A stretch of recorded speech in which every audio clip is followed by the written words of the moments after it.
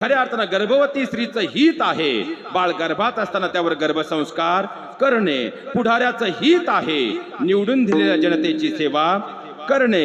मुलाचं हित आहे, आपल्या मातापित्यांची सेवा करणे. सुनेचं हित आहे, आपल्या सासऱ्यांचा आत्मसन्मान जपणे. सासऱ्यांचं हित आहे, आपल्या सुनीला मुलीप्रमाणे वाढवणे आणि जगवणे. त्याचप्रमाणे पतीचं हित आहे, आपल्या पत्नीचा आत्मसन्मान जपणे. आणि पत्नीचं हित सांगताना महावैष्णवमौली ज्ञानोबराय सांगतात, पतीची या मता अनुसरुनी.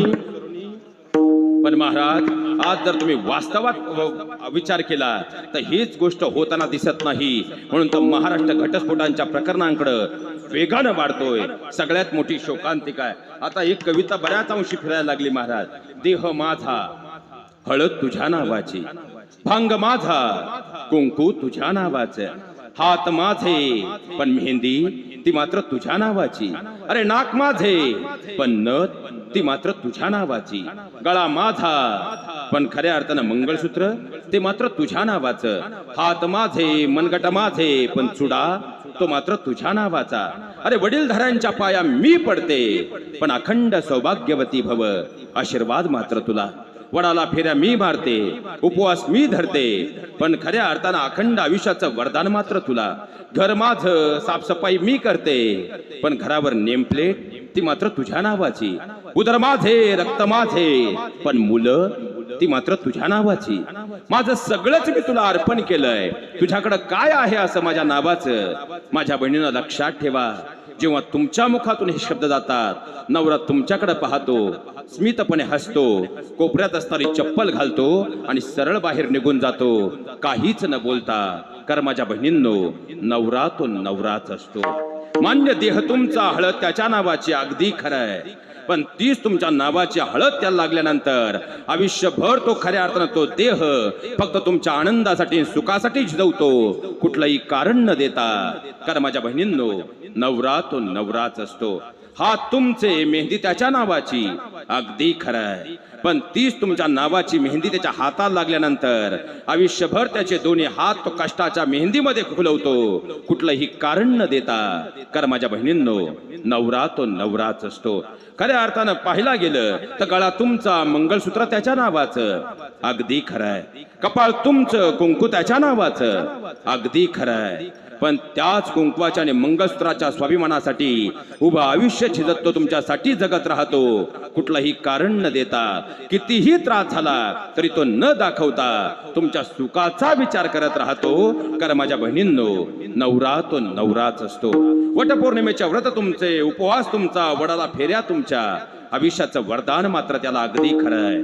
पण तेच माप उलटल्यानंतर, 7 खऱ्या अर्थानं फेऱ्या घेतल्यानंतर उभं आयुष्य वटवृक्षाची छाया तुमच्यावर धरून तुमच्यासाठी जगत राहतो, कुठलंही दुःख आलं तरी कारण न देता. कारण माझ्या बहिणींनो, नवरा तो नवराच असतो. उदर तुमचे, रक्त तुमचे, मुलं त्याच्या नावाची, अगदी खरंय. पण त्याच मुलांसाठी उभं तारुण्य तो आयुष्यभर माघारी सोडून आपल्या लेकरांसाठी उभं आयुष्य जळत राहतो, कुठलंही कारण न देता. कारण माझ्या बहिणींनो, नवरा तो नवराच असतो. एकीकडे त्याची आई, दुसरीकडे तुम्ही, या दोघींमध्ये आयुष्यभर पिचला जातो. तरीही ते दुःख चेहऱ्यावर न दाखवता दोन्हीही पातळ्यांवरती समान प्रपंचाचं युद्ध लढून दोन्हींना आनंदी ठेवण्याचा प्रयत्न करतो, तुमच्या स्वाभिमानाची काळजी घेतो. कारण माझ्या बहिणींनो, नवरा तो नवराच असतो. कारण नवरा या शब्दाचा अर्थ आहे न म्हणजे नवऱ्याआधी मित्रत्वाच्या नात्यानं समजून घेणारा, व म्हणजे विश्वासाची मूर्तिमंत मूर्ती असणारा, आणि राम म्हणजे रामांसारखा एकनिष्ठ असणारा. तर बायको या शब्दाचा अर्थ आहे बा म्हणजे तुमच्या बाजूने भक्कम उभी राहणारी, य म्हणजे येईल त्या परिस्थितीला सामोरी जाणारी, आणि को म्हणजे कोणासाठीच नाही, फक्त आणि फक्त आपल्या नवऱ्यासाठी जी जगते ती म्हणजे बायको. असे नवरा बायको ज्या घरात असतात त्यांनी स्वर्गात जाण्याची गरज पडत नाही. कारण ते आपल्या संस्कारांच्या वलयामधून आपल्या घराचं साक्षात स्वर्ग करत असतात. आणि अशा स्वर्गाच्या मांदियाळीमध्ये उद्याचे कन्यापुत्र घडत असतात. हे सगळ्यात मोठं वास्तव आहे. कारण प्रपंचाचा रथ हा 2 चाकांवरती चालतो. एक चाक जरी डगमगलं तरी खऱ्या अर्थानं तो रथ प्रपंचाचा चालू शकत नाही. एक चाक म्हणजे ती बायको आहे. दुसरा चाक म्हणजे तो नवरा आहे. नवऱ्याशिवाय बायकोला पूर्णत्व नाही आणि बायकोशिवाय नवराही पूर्ण होत नाही. आणि खऱ्या अर्थाने एकमेकांना दोघांनी समजून घेतलं तर गोकुळ शोधायची गरज नाही, कारण घर हेच तुमचं गोकुळ झाल्याशिवाय राहणार नाही. हे सगळ्यात मोठं वास्तव आहे विठ्ठल.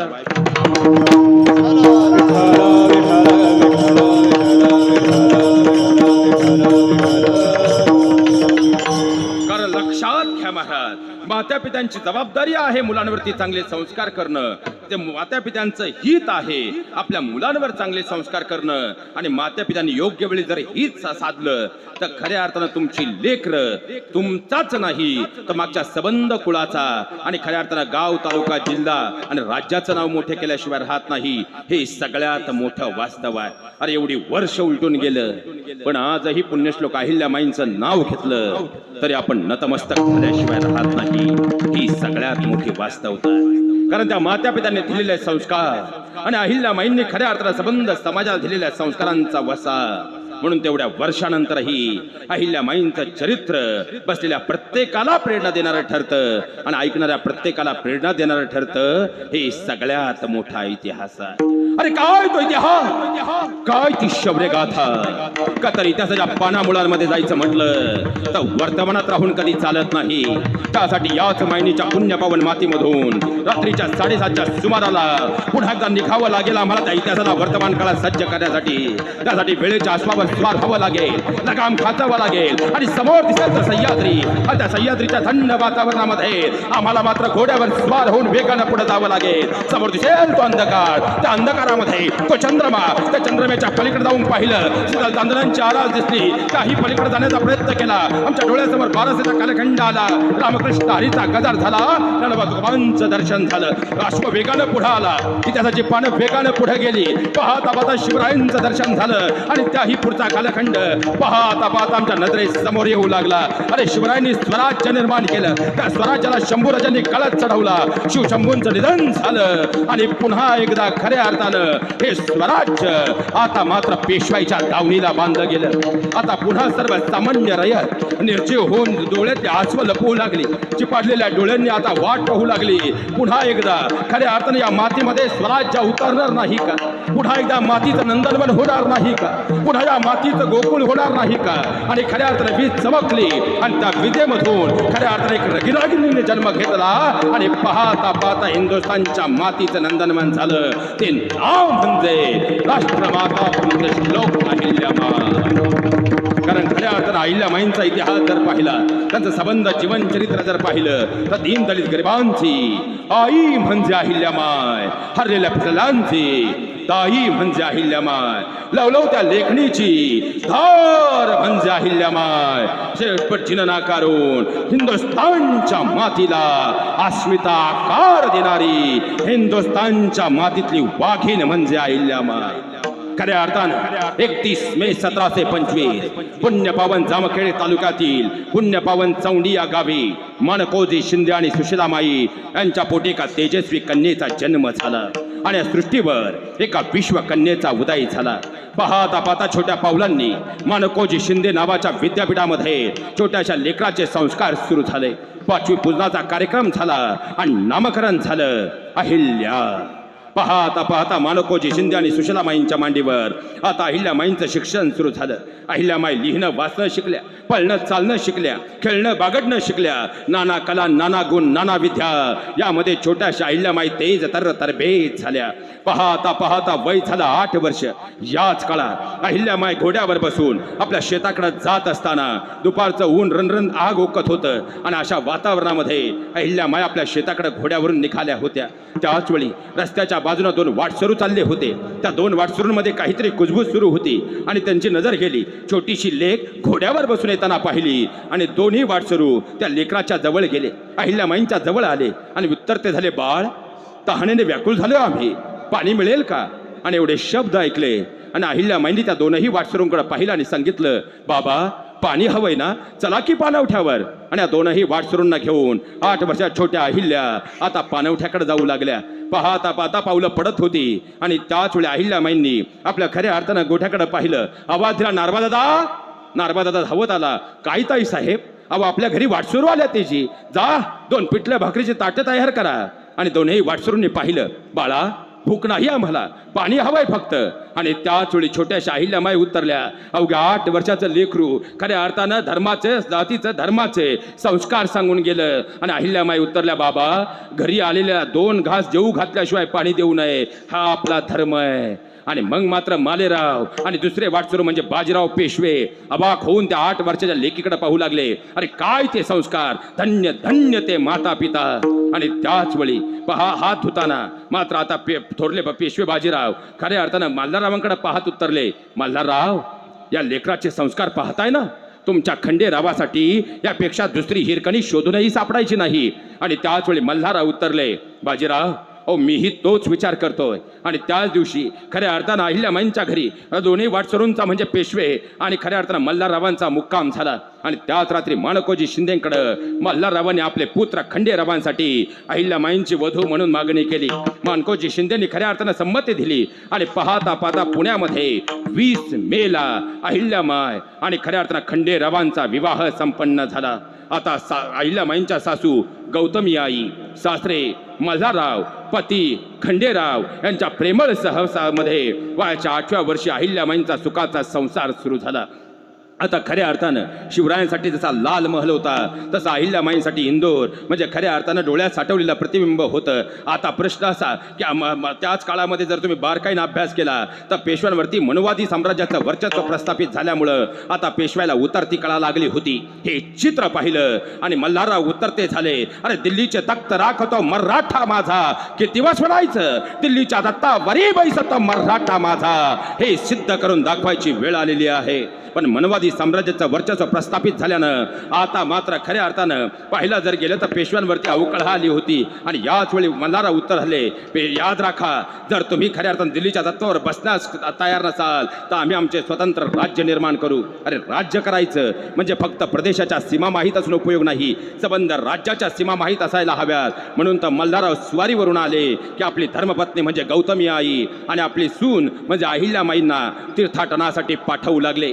तीर्थाटन करत करत पाहता पाहता आता अहिल्यामाईंच्या डोळ्यामध्ये संबंध राज्य प्रतिबिंब म्हणून बसू लागलं. अरे वय झालं 10 वर्ष. याच काळामध्ये घोडेस्वारी, तलवारबाजी, लाठी हल्ला यामध्ये अहिल्यामाईंनी मोठी हुकूमत पैदा केली. पळत्या घोड्याला गाठणारी आणि डोळ्याची पापडी लवते ना लवते तो त्याला एका पायावर गर्दीशी उभी करणारी शिवशंभू नंतर एकमेव जर कोणते हिरकणी सापडत असेल ते नाव म्हणजे पुण्यश्लोक राष्ट्रमाता अहिल्यामाई आहे. हे इतिहास आमच्या मुलांपर्यंत खातर जाणं गरजेचं आहे. पाहता पाहता आता मात्र खऱ्या अर्थाने याही पुढचं जर इतिहास पाहायचं म्हटलं आजही जे हस्तलिखित उपलब्ध आहे त्या अनुषंगानं जर पाहिलं आज आमची 10 वर्षाची मुलं खेळतायत वागडतायत. पण वयाच्या 10व्या वर्षी जेव्हा बाजीराव पेशव्यांना महेश्वरी ते काशीला जायचं होतं, पण काशीला जायचं खरं, महेश्वरीतून पुढे जायचं, पण काशीला जाण्यासाठी मार्ग कोणता असेल? आपल्यासोबत खऱ्या अर्थानं घोडे असतील, आपल्यासोबत पाहायला गेलं तर लष्कर असेल, पण राहायचं कुठं, पाणवटे कुठं याबाबत पेशव्यांना काहीच कल्पना नव्हती. म्हणून तर पेशव्यांनी पुण्यामधून महेश्वरीला खलिता धाडला आणि त्या खलित्याचा मायना असा होता, अहिल्यामाईंना विनंती केली होती की तुम्ही महेश्वरी ते काशी जाण्यासाठी आम्हाला खऱ्या अर्थानं मार्ग निवडून द्यावा, नकाशा बनवून द्यावा. आणि वयाच्या 10व्या वर्षी गणेशबुक असं सांगतं की अहिल्यामाईंनी खऱ्या अर्थानं महेश्वरी ते काशी इथून पेशव्यांना जाण्यासाठी नकाशा बनवून दिला. अरे मल्हाररावांच्या विश्वासावरती, गौतमी आईंच्या संस्कारावरती आणि माणकोजी शिंदे आणि सुशीलामाईंनी दिलेल्या संस्कारांच्या बळावरती, त्या विश्वासावरती अहिल्यामाई आता तंतोतंत खऱ्या ठरल्या. पण नियतीचे संकेत मात्र वेगळेच होते.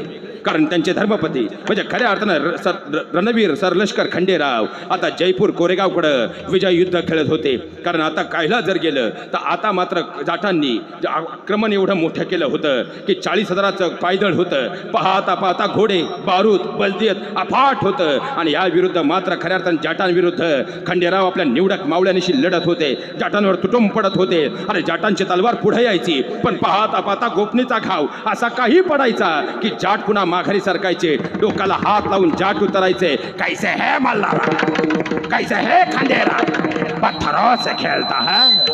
आणि त्याच वेळी खंडेराव उतरले. अरे आमच्याच मातीतून आमचीच वाटमारी, आमच्याच वाटेवरून आमची वाटमारी करणाऱ्याला त्याच्या वाटेवर जाऊन त्याची वाट लावल्याशिवाय मागं पडतात नाही आम्ही, आजपर्यंतचा इतिहास आहे आमचा. आणि मग मात्र खऱ्या अर्थानं 12 जानेवारी 1754 कुंभेरीच्या लढ्याचा सुयोग्य सेनापती म्हणून खऱ्या अर्थानं खंडेरावांना पद मिळालं. निवडक मावळे सोबतीला होते. आता मात्र जाटांनी 8 दिवसापूर्वी खऱ्या अर्थानं आक्रमण केलं होतं. ते आक्रमण खंडेरावांनी परतून लावलं होतं. म्हणजे 8 जानेवारी 1754 जाट चाल करून आलेत. पाहता पाहता पुढच्या 6 दिवसामध्ये जाटांना माघारी पाठवलं आणि जाट माघारी गेल्यानंतर दारूद बलदियत अफाट घेऊन आणखी सोबतीला खऱ्या अर्थानं इतर सैन्याला बरोबर घेऊन कुंभेरीच्या दिशेने येत आहेत. आणि त्या कुंभेरीसाठी आता मात्र दिल्लीपतीला सुयोग्य वारसदार या युद्धासाठी कोण वाटत असेल ते म्हणजे खंडेराव आहेत. आणि खंडेराव उतरले. पाहता पाहता खंडेराव चिवटपणे झुंज देऊ लागले. 1 दिवस नाही, 2 दिवस नाही, 3 दिवस नाही, तब्बल 2 महिने जाट खऱ्या अर्थानं पुढे सरकायचे. पण खंडेरावांची तळपती तलवार अशी काही पुढे यायची, जाट पुन्हा माघारी फिरायचे. पाहता पाहता खंडेरावांची तळपती तलवार आता जटांचं रक्त पिऊ लागलं. तलवारीवर ढालीवर तलवार पडत होती. रक्त चिळगंड्या यात्रांचा हौदोस पेटला होता. आणि अशाही परिस्थितीमध्ये चिवटपणे खंडेराव मात्र लढत होते. पण जाटांनी आता मात्र आपल्या तोपसिंगला आदेश दिला, तोपसिंग आगे आगे आगे जाना होगा तुम्हें. आणि मग मात्र तोपसिंग खडा ठाकला. तोपसिंगच्या तोफाचा वेगानं आग ओकू लागल्या. हे चित्र पाहिलं आणि खंडेरावांनी मल्हाररावांना खलिता धाडला. हे खलिता घेऊन धावत आला आणि खलिताचा मायना समोर आला. खलिताचा मायना होता, आबासाहेब आपण जातीनं ताबडतोब कुंभेरीकडे मार्गक्रमण करावा. जाटांनी प्रचंड सैन्य बारूद बलदियत अफाट मागवलेली आहे. कुठल्याही परिस्थितीमध्ये आता आपल्याला लढा निकराचा द्यावा लागेल. आपण ताबडतोब यावं. आणि मल्हाररावांनी खलिता वाचला. आपली धर्मपत्नी गौतमी आई सून अहिल्यामाईंना बरोबर घेतलं आणि खऱ्या अर्थानं कुंभेरीच्या दिशेने निघाले. पण आता मात्र जाट डोकं खाजवत होते. 2 महिने निघून गेलेत. अवघ्या 7000 फौजेनेची खंडेराव लढतोय. आपल्याकडे 40,000ची फौज आहे. तापवा खऱ्या अर्थानं तोफा बारूद बलदियत अफाट. पण तरीही खंडेराव इतभर पुढे देसरू देत नाही. काय कारण? या खंडेरावावर आक्रमण करण्या अगोदर आता विचार करावा लागेल. हा खंडेराव असा हाताला यायचा नाही. खंडेराव असा प्राण द्यायचा नाही. मग काय करावं? शोधा खंडेरावाचा प्राण कशात आहे. आणि मग मात्र हेर कामाला लागले. पाहता पाहता 1 दिवस 2 दिवस नाही, तब्बल 1.5 महिना उलटून गेला. आता मात्र 1 दिवस सकाळची वेळ होती आणि जाटांच्या खऱ्या अर्थानं प्रमुखासमोर त्यांचा हेर धावत आला. उत्तरला हुजूर. आणि जाटांच्या सैन्य प्रमुखानं पाहिलं. क्या मिल गई? क्या बघते हो? बहुत खूब, मगर क्या मिल गए? आणि मग मात्र तो हुजऱ्या उत्तरला, खंडेराव की कमजोरी. आणि मग जाटांचा खऱ्या अर्थानं हेर उभा राहिला. सेनापती उभा ठाकला. उत्तरला, बहुत खूब, क्या क्या है इस खंडेराव की कमजोरी? आणि मग मात्र तो खऱ्या अर्थानं हुजऱ्या उत्तरला, हुजूर या खंडेरावाची कमजोरी म्हणजे इथली रयत आहे. शिवरायांनंतर शंभूराजानंतर या ब्रह्मांडामध्ये एकमेव असा खऱ्या अर्थानं सरलष्कर राजा सापडतो ज्याचा जीव परिकथेतल्या गुलामात नाही, मिडास राजासारखा सोन्या नाण्यात नाही, ज्याचा जीव इथल्या सर्वसामान्य रयते येत आहे. आणि मग जाटांनी नवीनच युद्ध आरंभलं. आता थेट खंडेरावावर वार करण्या अगोदर त्या आजूबाजूच्या गावांमध्ये खऱ्या अर्थानं घुसू लागले. आमच्या आया बहिणींच्या आबरूची लक्तर वेशीला टांगू लागले. पाहता पाहता तलवारीनं घाव घालू लागले. रात्रीच्या रात्री गावं जाळून खाक करू लागले. हे चित्र पाहिलं आणि मग मात्र खंडेरावांचे डोळे पाणवले. आणि याच तोफांना उडवण्यासाठी आता मात्र ढाल बनून सरलष्कर रणवीर खंडेराव आता तोफांच्या समोर उभे ठाकले.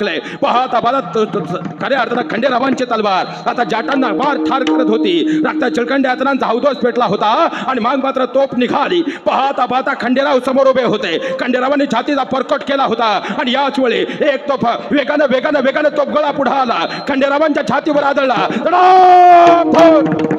आणि आवाजाबरोबर खऱ्या अर्थानं सह्याद्री शांत झाला. ज्या खंडेरावांकडे पाहून जाटांना घाम फुटत होता. आज रयतेच्या कल्याणासाठी खंडेराव नावाचा सरलष्कर रणवीर महानायक आता आतड्यांची चितडवून खाली कोसळला होता. हे चित्र पाहिलं आणि मल्हारराव खाली बसले. अरे ज्याला खऱ्या अर्थानं ज्यानं मला खांदा द्यायचा त्याला खांदा देण्याची वेळ माझ्यावर आली. अहिल्यामाईंची अवस्था यापेक्षा वेगळी काय होती? अहिल्यामाई धावत रणांगणावर आल्या आणि पाहता पाहता खऱ्या अर्थानं खंडेरावांचं डोकं आपल्या मांडीवर घेतलं.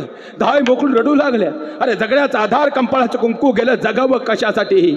आणि मात्र त्याच वेळेस खऱ्या अर्थानं अहिल्यामाई शांतपणे उठल्या, सफेद वस्त्र परिधान केली आणि एक एक पाऊल आता खंडेरावांच्या चितेकडे पडू लागलं. हे चित्र पाहिलं मल्हारराव भानावर आले आणि मागून आवाज दिला, अहिल्या कुठं निघालीस ग? आणि त्याच वेळी अहिल्यामाईने एक वेळ मागं पाहिलं आणि उत्तरल्या, मामांजी आज मला रोखू नका, पण अहिल्या निघालीस कुठं?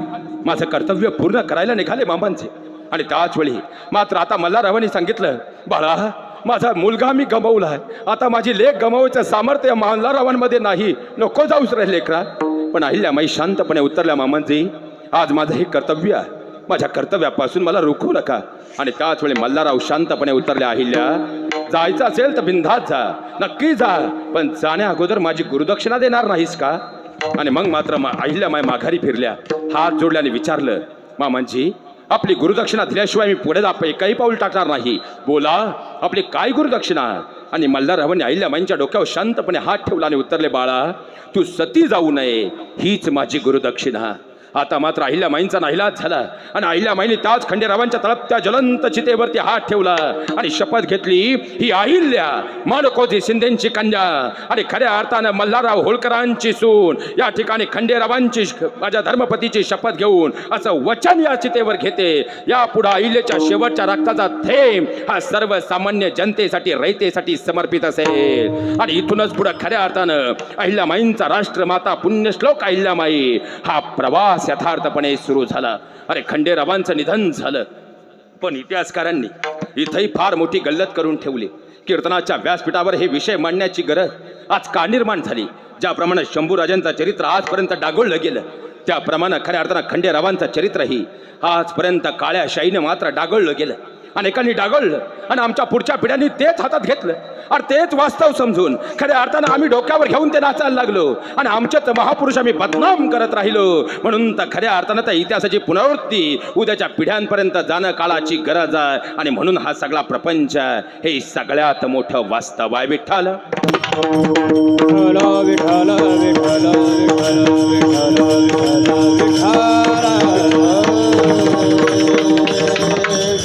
खंडेरावांचं निधन झालं, पण इतिहासकारांनी खंडेरावांचं चरित्रही असं बदनाम करून टाकलं.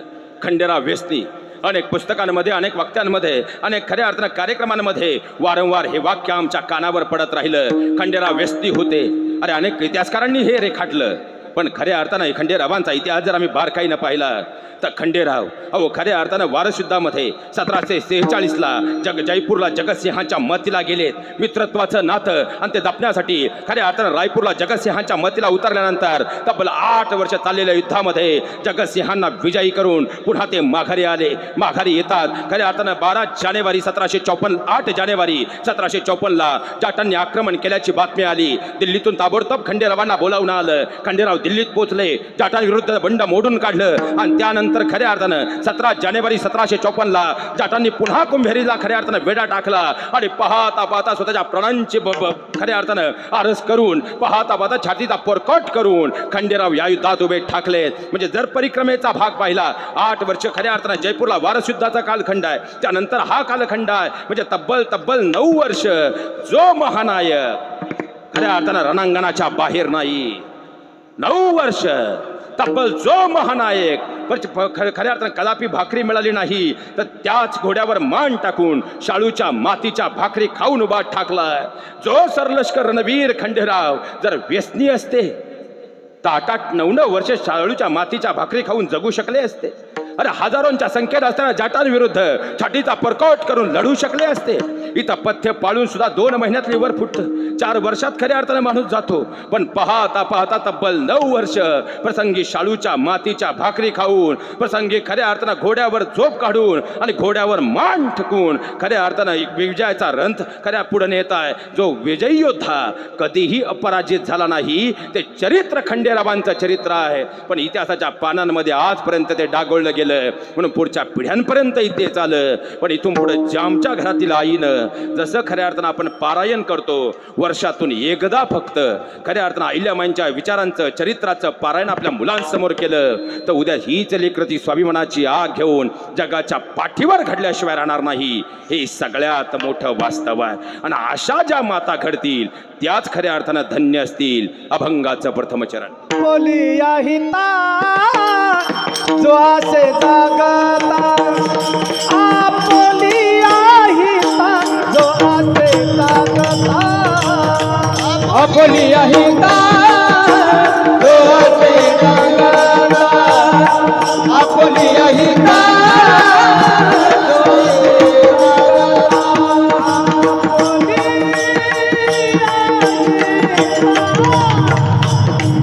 जो आसे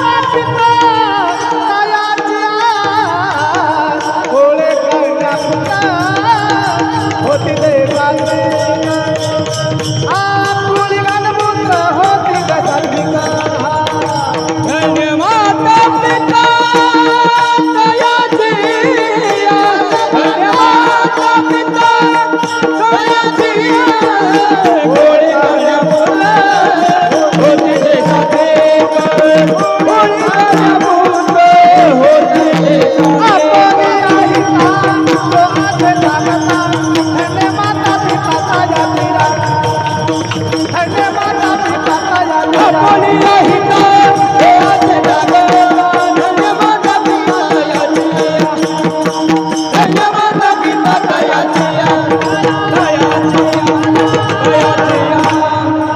एकदा जोरदार कडवून टाळ्यांचे समस्त स्वरगंधर्व ताल आणि टाळ महर्षींसाठी झाल्या पाहिजेत. लक्षात घ्या महाराज, खऱ्या अर्थानं जर पाहिलं गेलं तसं खंडेरावांचं चरित्रही बदनाम करण्यात आलं, तसं मालेरावांचंही चरित्र बदनाम करण्यात आलं. ज्या आईनं खऱ्या अर्थानं स्वराज्यासाठी आपल्या प्राणांचा परकोट केला, ज्या पित्यानं स्वराज्याच्या अस्मितेसाठी आपल्या प्राणांचा परकोट केला, त्यांच्या पोटी जन्माला आलेले स्वाभिमानाची आग आणि धग असणारे मालेराव खऱ्या अर्थानं चुकीचं पाऊल टाकतील का, हा प्रश्न मात्र आमच्या अर्धवट मेंदूला कधी पडलाच नाही. सगळ्यात मोठी शोकांतिका. हात जोडून माझ्या बहिणींनो आजच्या कीर्तनातली पहिली विनंती करतो, अहिल्यामाई कोणत्याही घरात जन्माला येत नाही. ते संस्कार सुशीलामाईंसारखे असावे लागतात. खऱ्या अर्थाने ते संस्कार माणकोजी शिंदेसारखे असावे लागतात. पण आज आमच्या घरातली आई संध्याकाळी 7 पासून 9:30 पर्यंत टी व्हीच्या सिरियलमध्ये व्यस्त असेल आणि गुरुशनायाचं टेन्शन घेऊन जर जेवत नसेल तर त्याच्या खऱ्या अर्थानं उद्याची लेकरं कशी घडतील, हा प्रश्न मात्र पडल्याशिवाय राहत नाही. आणि म्हणून या सोहळ्याच्या निमित्तानं आजच्या दिवशी अहिल्यामाईंना सुद्धा म्हणावंसं वाटतं, अहिल्यामाय आम्हाला आता माफ करा. विसरून गेलो इतिहास, आम्ही विसरून गेलोय परंपरा. आजच्या आयांच्या डोक्यात पाणी झालंय, त्याची तेवढी वाफ करा. अहिल्यामाय आम्हाला आता माफ करा. ज्यांनी खऱ्या अर्थानं मल्हाररावांचा वसा घ्यायचा ते गावात बोंबलत थिंडत आहेत. आजच्या घराघरातल्या अहिल्या सासवांसोबत भांडत आहे. आज घराघरांचं स्मशान होतंय, त्याचा तुम्ही स्वर्ग करा. अहिल्यामाय आम्हाला आता माफ करा. अहो खऱ्या अर्थानं घराघरातला मालेराव आता व्हिडिओ गेम खेळतो आहे. घराघरातली आजची आमची मुक्ता जंक फूड खाऊन टीव्ही समोर लोळत आहे. आज घराघरांचा कार्टून शो होतोय, तेवढा बॅड शो तुम्ही बंद करा. अहिल्यामाय आम्हाला आता माफ करा. केस तेवढे वाढलेले, मस्तक मात्र पोकळ आहेत. फार थोडी घरं सापडतील जिथं मुलांसाठी पुस्तक आहे. आम्ही पापाचेच वाटेकरी, तरी होईल तेवढं आमचं पाप माफ करा. अहिल्यामाय आम्हाला आता माफ करा. रामकृष्णांचा वारसा सांगून पुढच्या गोष्टी तुम्हाला सोप्या करता आल्या, पण आज आमची इरसाल लेकरं सांगतील आई बापांच्या सहकार्यामुळं आम्हाला शाळेत कॉप्या करता आल्या. आई बापांचं आहे, खरंच आहे, कशाला उगच म्हातारपणी ताप करा. अहिल्यामाय आम्हाला आता माफ करा. राजे पण वारस हक्काने मिळतं, लक्षात ठेवा. राजे पण वारस हक्काने मिळतं, पण मालेराव घडवावा लागतो. जाणतेपणाचा दुर्मिळ गुण दागिन्यासारखा जडवावा लागतो.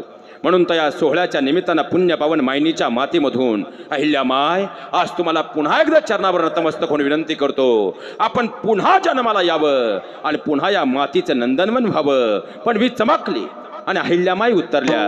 अरे हिंदुस्थानच्या कल्याणार्थ माता अहिल्या लढली आहे. हिंदुस्थानच्या कल्याणार्थ माता अहिल्या लढली आहे. अहिल्या जन्माला यावी म्हणून सध्या मागणी वाढत आहे. पण पुनर्जन्माची गळ घालत उगत आशा न वाढवाव्यात. अहिल्या माय जन्माला येणार नाहीत आता, त्या उद्या घराघरात घडवाव्यात, घराघरात घडवाव्यात. आणि हे आव्हान ज्या दिवशी आमच्या घरातली प्रत्येक आई आणि आमच्या घरातली प्रत्येक ताई समर्थपणे पेलेल, त्या दिवशी उद्याच्या घराघरात मालेराव जन्माला येतील आणि उद्याच्या घराघरात अहिल्या पुनर्जन्माला येतील. हे सगळ्यात मोठं वास्तव आहे. विठ्ठला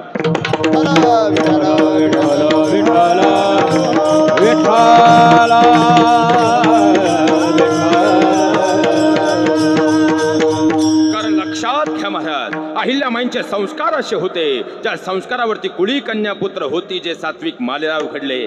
पण जसं खंडेरावांचं चरित्र बदनाम करण्यात आलं, तसंच मालेरावांचंही चरित्र पूर्णतः बदनामच करण्यात आलं. सगळ्यात मोठी वास्तवता आहे. आणि महाराज व्यासपीठावर खऱ्या अर्थानं एक वाक्य आपल्या सर्वांचं चरणाला स्पर्श करून सांगतो की खऱ्या अर्थानं वक्ती आणि आपल्यातले कीर्तनकारही बऱ्याच अंशी कीर्तनामध्ये सांगतात की मालेरावांना अहिल्यामाईंनी हत्तीच्या पायी दिलं.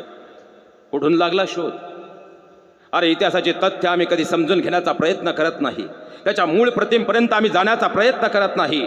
खऱ्या अर्थानं कोणीतरी लिहिलं आणि ते पुस्तक आमच्या हातामध्ये आलं आणि म्हणून ते वाचून आम्ही जर सत्यता मानायला लागत असू तर इतिहासाची पाळंमुळं वास्तवात आम्ही शोधणार कधी आणि उद्याच्या स्वाभिमानाची ती आग आमच्या पुढच्या पिढ्यांमध्ये देणार कधी? सगळ्यात मोठा प्रश्न आहे. अरे खंडेरावांचं निधन झालं आणि आता मात्र इंदोरचं राज्य पोरकं झालं, पण पाहता पाहता त्या गादीवरती आता सगळ्या सशक्त असणारे मालेराव खऱ्या अर्थानं बसले गेले. मालेरावांचा इतिहास डागोळला गेला, पण इतिहासाची पानं खऱ्या अर्थानं वास्तवात उघडून पहा. आजही जी हस्तलिखित त्या काळातली उपलब्ध आहे 1700 ते 1825च्या कालखंडातली हस्तलिखित पाहिली तर तुमच्या लक्षात येईल सोनगीर, अंबड आणि दक्षिणेकडती खऱ्या अर्थानं 32 मैलाचा प्रवास पुढच्या सीमा खऱ्या अर्थानं आपल्या कारकिर्दीत गादीवर बसण्याच्या अगोदर मालेरावांनी वाढवल्यात. मालेराव न्यायनिष्ठ, मालेराव धर्मपंडित, लबाडी आणि गद्दारी त्यांच्या रक्तात नव्हती म्हणून तर खऱ्या अर्थानं जरतारी कारागिरानं वाड्यातल्या दाशीची छेड काढली म्हणून त्याला मृत्युदंडाची शिक्षा सुनावली. आता मात्र मालेरावांचा स्वभाव न्यायनिष्ठ असल्यामुळं, मालेरावांचा स्वभाव धर्मनिष्ठ असल्यामुळं आणि धर्माचं ज्ञान असल्यामुळं,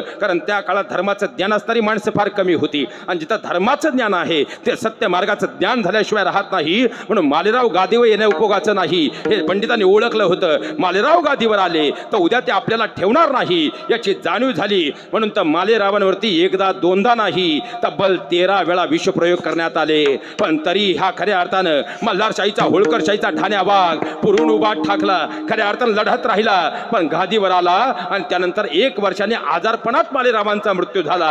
हे सगळ्यात मोठं वास्तव आजपर्यंत आम्हाला समजलं नाही आणि आम्ही इतिहासाच्या पानात आणि भाषणांमध्ये एकच वाक्य सांगत राहिलो, अहिल्यामाईंनी खऱ्या अर्थानं मालेरावांना हत्तीच्या पायी दिलं. अरे घडलंच नाही असं, पण इथं मालेरावांचं निधन झालं आणि आता मात्र प्रत्येक राजाचं लक्ष आता इंदोरच्या महेश्वरीच्या मातीकडे लागलं. कारण खऱ्या अर्थानं पती खंडेरावांचं निधन झालं, त्यानंतर अवघ्या काही महिन्यात मल्हाररावांचं निधन झालं, तिथून पुढे 3 महिन्यात खऱ्या अर्थानं आई समान असणाऱ्या सासू गौतमी आईंचं निधन झालं. आणि एवढं काय म्हणून तर दुःखाचा डोंगर काळजावर पडला आणि आपले एकुलते एक पुत्र म्हणजे मालेरावांचा जन्म खऱ्या अर्थानं मृत्यू झाला.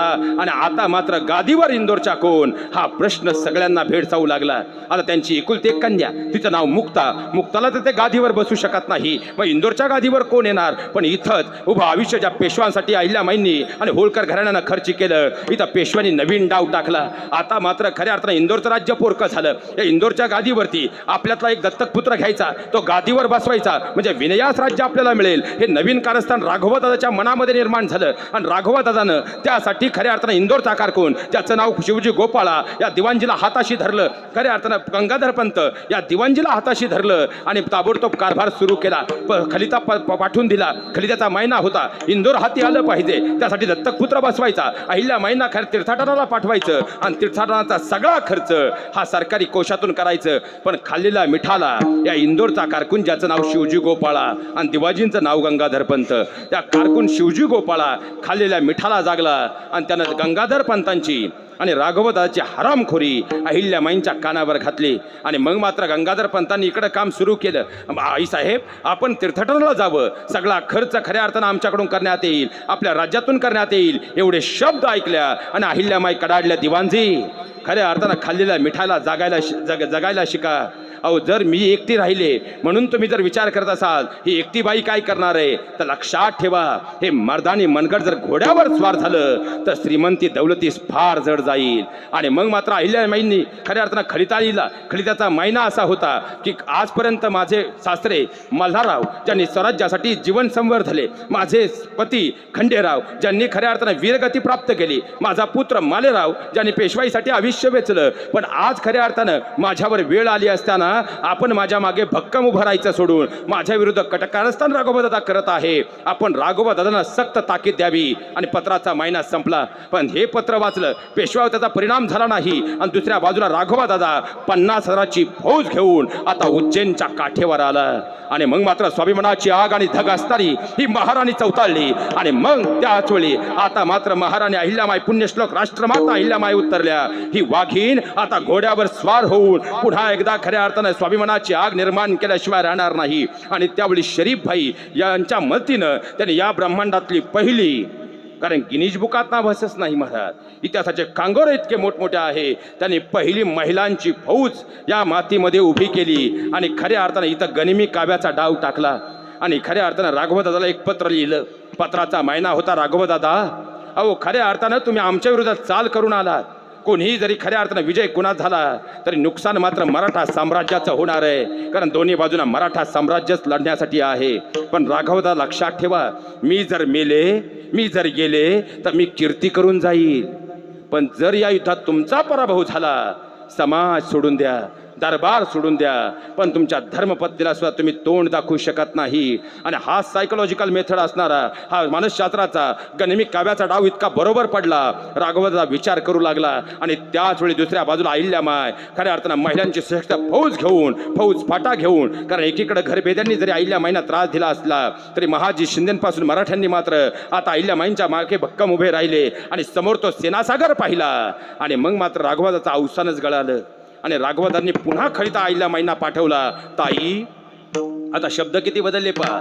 आता मायना असा होता, ताई अहो खऱ्या अर्थानं तुमचे सासरे गेले, तुमचे पती गेले, तुमचे चिरंजीव गेले, म्हणून आमच्या बहिणीला भेटायला आम्ही इथपर्यंत आलो आणि तुम्ही चुकीचा समज करून घेतला आणि आमच्या विरुद्ध शस्त्रसाठा घेऊन आलात.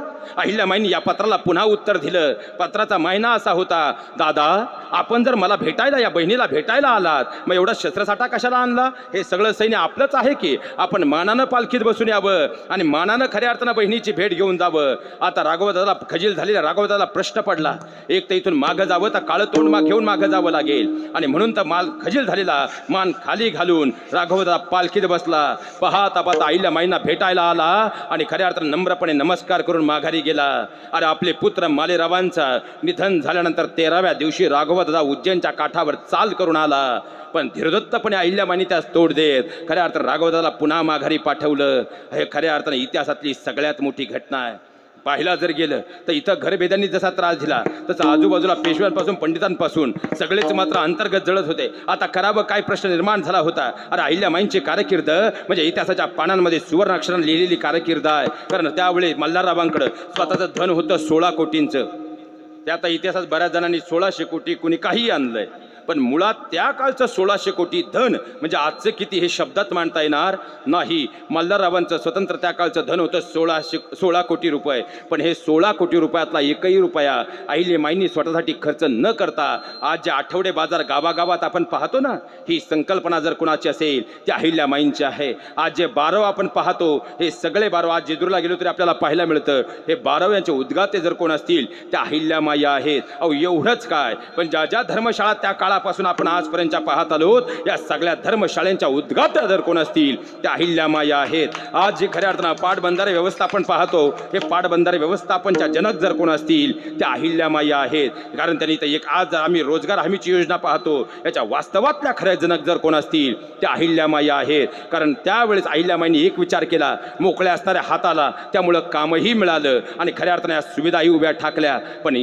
खऱ्या अर्थानं आजपर्यंत आमचा इतिहास जर पाहिला तर धनगरशाहीचा इतिहास आजपर्यंत झोकाळला गेला, म्हणून वास्तवात तो समजला नाही. जर मला खऱ्या अर्थानं इतिहास समजला असता, IIT उभी राहत असताना त्यासाठी होळकरशाहीच्या पॅटर्नचा अभ्यास केला गेला आणि त्यानंतर IIT उभं राहिलं हे आम्हाला आजपर्यंत कळालं असतं. अरे जर पाहिला गेलं इंग्रज एवढे ईस्ट इंडिया कंपनीच्या रूपानं आले, पण या ईस्ट इंडिया कंपनीला जे लोहमार्गाचं जाळं आपण संबंध पाहतो, आज जे लोहमार्गामुळे खऱ्या अर्थानं अर्थव्यवस्थेची गती पाहतो, या लोहमार्गासाठी पहिल्यांदा कर्ज देणारे खऱ्या अर्थानं यशवंतराव होळकर आम्हाला समजले असते. हे सगळ्यात मोठा इतिहास आम्हाला माहीत झाला असता. इंग्रजांना सळो की पळो करून सोडणारा, इंग्रजांच्या रक्ताची धार पाठ खऱ्या स्वाभिमानातून अंतकरणातून खऱ्या अर्थानं या इंग्रजांना रडवणारा, तब्बल 13 वर्ष झुंजवणारा महानायक म्हणजेच खऱ्या अर्थानं तुकोजी होळकर आम्हाला माहीत झाले असते. सगळ्यात मोठी वस्तुस्थिती आहे. आज खऱ्या अर्थानं जर पाहिला गेलं त्या काळापासून कल्याण हे बंदर, कल्याणचं बंदर म्हणजे सगळ्यात महत्त्वाचं, तिथून बाजारपेठ उभी राहते, पण तिथून महामार्ग करायचा, पण महामार्ग करण्यासाठी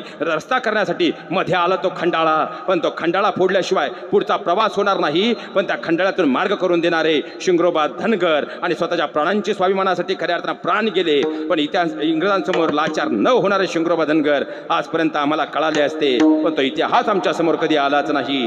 सगळ्यात मोठी शोकांतिका. अरे खंडाळ्याच्या घाटाला सुरुवात, खऱ्या अर्थानं रस्ता बनायला सुरुवात झाली. आता कल्याणपासून महामार्ग बनवायचा, बंदर त्यासाठी खऱ्या अर्थानं कल्याणचं बंदर महत्त्वाचं, तिथून प्रवास जलद व्हावा. काय करावं, प्रवास सुरू झाला. पाहता पाहता जगातले 12 इंजिनियर 12 वर्ष तब्बलपणे खऱ्या अर्थानं खंडाळ्याचा घाट म्हणजे जो आज आपण राम मंदिर पाहतो, प्रभू रामचंद्रांची मूर्ती पाहतो, ज्या पाषाणापासून तयार झाली तो पाषाण म्हणजे कमल, आणि त्या पाषाण आणि चुनखडीचा पाषाण आपल्याला खंडाळ्या घाटामध्ये पाहायला मिळतो. आता खंडाळ्यापर्यंतचा रस्ता तयार झाला, पण तब्बल 12 वर्ष अनेक खऱ्या अर्थानं अधिकारी आले, अनेक इंजिनियर आले, पण पाषाण फोडायचा कसा, मार्ग काढायचा कसा हा पर्याय कळत नव्हता. पण त्याच वेळी या 12 वर्षामध्ये एक पोरग खांद्यावर कांबली टाकलेलं, हातामध्ये काठी असणार, त्याला खऱ्या अर्थानं घुंगरं जोडलेली, काठी वाजूत बकरांमागं पळणार, आणि हे गोरे टोपीकर पाहिले. त्यांना विचारायचं काय करताय, आणि गोरे टोपीकर या लहान लेकराकडे पाहायचे, कुचितपणे हसायचे, पुढे निघून जायचे. जसं 12 वर्ष निघून गेले तसं 12 वर्षानं हेही पोरग मोठं झालं. आताही मात्र ते तरुणबाण पोरग विचारायचं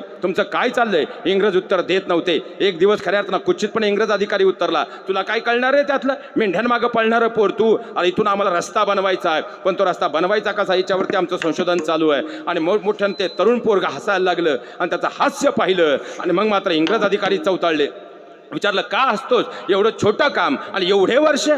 आणि तसा इंग्रज अधिकारी उत्तरला, काय बोलतोयस, अरे जर खऱ्या अर्थानं तुला म्हणत असशील एवढंच काम दाखव रस्ता करून. तसं ते धनगराचं पोरग उत्तरलं, अरे त्यासाठी कितीचा वेळ लागतोय, फक्त माझी काठी वाजत चालली, त्या काठीच्या मागं मागं खऱ्या अर्थानं फक्की टाकत चला, तुमचा खंडाळ्याचा घाट तयार होईल. आणि ते पोरग जे रानावनात फिरणार, त्या घाटामध्ये फिरणार, त्याला माहीत होता पाषाण कुठं आहे, चुनखडी कुठं आहे, त्या घाटाची पूर्ण माहिती असणार, त्या डोंगराची खंडाळ्याची पूर्ण माहिती असणार. पाहता पाहता हातातली घुंगराची काठी पुढे निघाली. इंग्रज खऱ्या अर्थानं कुचितपणे का होईना पण मागून फक्की टाकत निघाले, आणि 12 वर्ष चाललेला अखंड लढा अवघ्या 12 महिन्यामध्ये खंडाळ्याचा घाट खऱ्या अर्थानं त्या तरुणामुळे निर्माण झाला. त्या तरुणाचं नाव म्हणजे शिंगरोबा धनगर. पण पाहायला गेलं तो इंग्रज अधिकाऱ्यांना बातमी कळाली, अरे हा घाट तयार झाला, ज्या पोरानं केला त्या पोरग धनगर पुत्र, काय नाव शिंगरोबा धनगर, सत्कार करायला हवा. आणि मग मात्र इंग्रज अधिकाऱ्यांनी खऱ्या अर्थानं मेजवानीचं औचित्य साधलं, आणि त्या ठिकाणी शुंगरोबांचा धनगर समाजातील शुंगरोबांचा सत्कार आयोजित केला. आणि त्यावेळी त्या लॉर्डनं विचारलं, काय हवंय, जे मागाल ते देण्याची तयारी आहे, किती गावं आपल्याला खऱ्या अर्थानं जागीर म्हणून हवीत. आणि त्यावेळी शुंगरोबा धनगर उत्तर ते झाले, अरे खऱ्या अर्थानं आमच्यावर राज्य करणारे तुम्ही, आम्ही मुळातच धनगड. धनगर हा आजचा शब्द आहे, मुळात खरा शब्द धनगड. ज्यांच्याकडे धनाचा सगळ्यात मोठा गड तो धनगड समाज. पण आजपर्यंत शिक्षणापासून खऱ्या अर्थानं आम्ही दूर राहिलो, ज्ञानापासून खऱ्या अर्थानं आम्ही कुठंच कमी नव्हतो, पण जाणीवपूर्वक आम्ही दूर राहिलो किंवा दूर ठेवलं गेलं, म्हणून धनाचा गड असणारा हा समाज खऱ्या अर्थानं आज विखुरला गेला. ही सगळ्यात मोठी शोकांतिका आहे. अरे आम्ही मूळचे धनगड, आम्हाला काही नको, उलट तुम्ही येऊन भिकाऱ्यासारखे आमच्या मातीमध्ये राहताय. जर तुम्हाला खरंच काही द्यायचं असेल तर माझ्या हिंदुस्थानच्या मातीला स्वातंत्र्य द्या. इंग्रज अधिकाऱ्यांनी एवढंच वाक्य ऐकलं, आणि इंग्रज अधिकाऱ्यांच्या पायाखालची वाळू संतापाची धार डोक्यात आली, आणि पुढच्या क्षणाला गोऱ्या अधिकाऱ्यानं शुंगरोबांवरती गोळ्या झाडल्या. शुंगरोबा कोसळू लागले, पण कोसळताना उत्तर ते झाले, अरे गोऱ्या टोपीकरांनो, तुम्ही लाख घातल्या तुम्हाला गोळ्या, पण लक्षात ठेवा याच रक्तातून उधळेल तो भगवा पिवळा भंडारा, आणि त्याच भंडाऱ्यामध्ये जय मल्हारच्या गजरेमध्ये अशा हजारो तयार होतील शिंगरोबा. आणि पाहता पाहता झालंही तसं. अरे स्वातंत्र्याचा यज्ञकुंड पेटला, आणि पाहता पाहता ही भारतभूमी सुद्धा स्वतंत्र झाली. हवं तर काहीही मागू शकले असते, आनंदानं जगू शकले असते, पण देशासाठी स्वातंत्र्य मागण्याचा स्वाभिमान जर कुठं असेल तो समाज म्हणजे धनगर समाज आहे. आणि ज्या दिवशी आमच्या उद्याच्या पिढीला हे कळलं जाईल त्या दिवशी खऱ्या अर्थानं गुलामीची गरज नाही, तर खऱ्या अर्थानं या गुलामगिरीतून बाहेर पडून समाजाच्या पाठीवर वेगळा अध्याय लिहिण्यासाठी तुम्ही पुढे उभे असाल. हे सगळ्यात मोठं वास्तव आहे. विठ्ठल